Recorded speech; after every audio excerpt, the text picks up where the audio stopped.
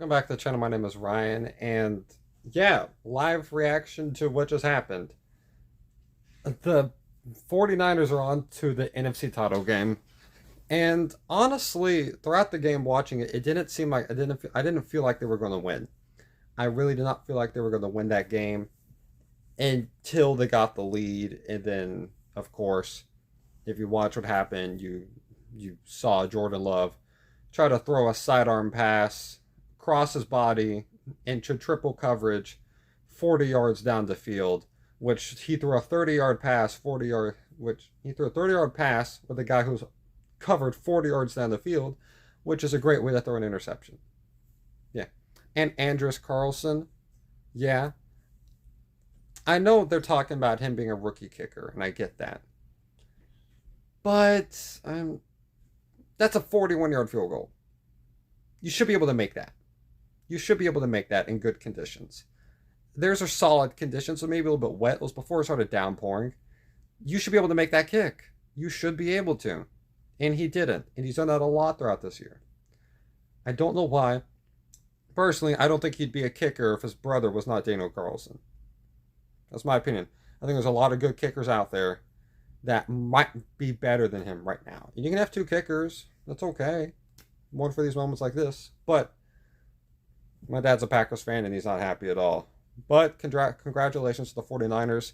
Brock Purdy made some very good throws. We also made some very bad throws. He should have had 2 interceptions at minimum, possibly 3. He had none.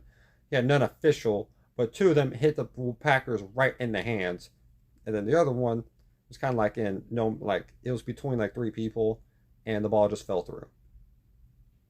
Can't really say that it was like it should have been intercepted, but definitely possible.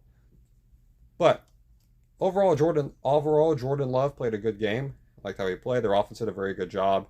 Be able to get ball up and down the field in different varieties. Aaron Jones had a very good game. He had a lot of big runs.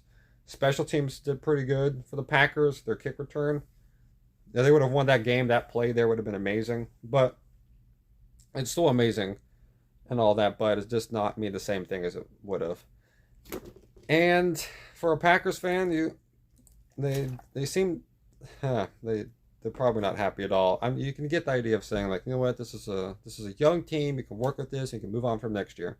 But you had a legitimate chance to win this game.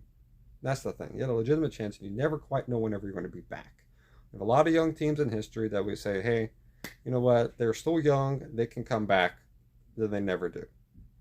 This might be one of the situations. Also, for Kyle Shanahan, how were you 0-30 when trailing by 5+ points in the fourth quarter? Heading into the fourth quarter. That's an awful stat before tonight. It's changed. But if Kyle Shanahan would have lost this game, we might have to discuss Kyle Shanahan and him being an actually like good head coach again.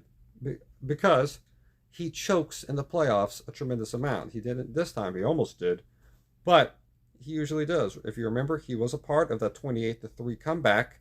He was the Falcons' offensive coordinator. He was the guy who did not let them who just did not call run plays down the stretch of that game. He choke again. Choke, and he blew a 10-point lead in the Super Bowl against the Chiefs. You lose to the Rams when you had the lead. Last year, your quarterback got hurt. Tough to criticize that. But this year could have been very bad. Very bad. But you held on. So you're in the clear.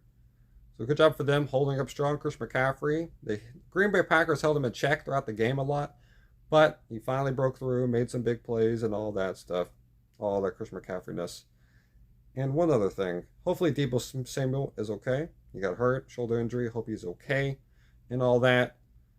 But the 49ers did not look great. They did not look great. Jawan Jennings had a pretty good game. Ayuk was iffy. Kittle, he had a drop pass. Just uncharacteristic stuff from the 49ers was shown.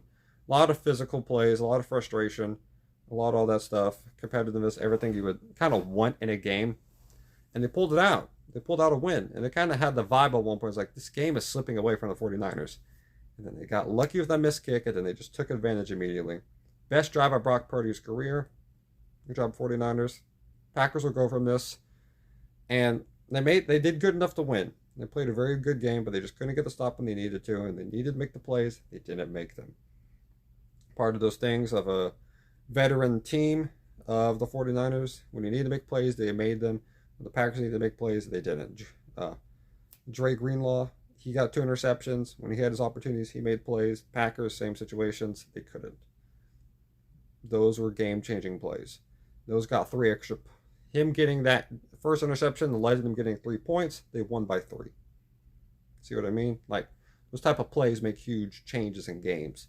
So, like I said, Packers will learn from this. But the 49ers will definitely learn from this too. They're going to be on to play either the Buccaneers or the Lions. So interesting to see what happens there. And yeah, I'd love to hear y'all's opinions in the comments. And yeah, I'm tired, so it's not me to build like enthusiastic reaction. So yeah, hope you have a great day. Stay safe, y'all, and God bless y'all.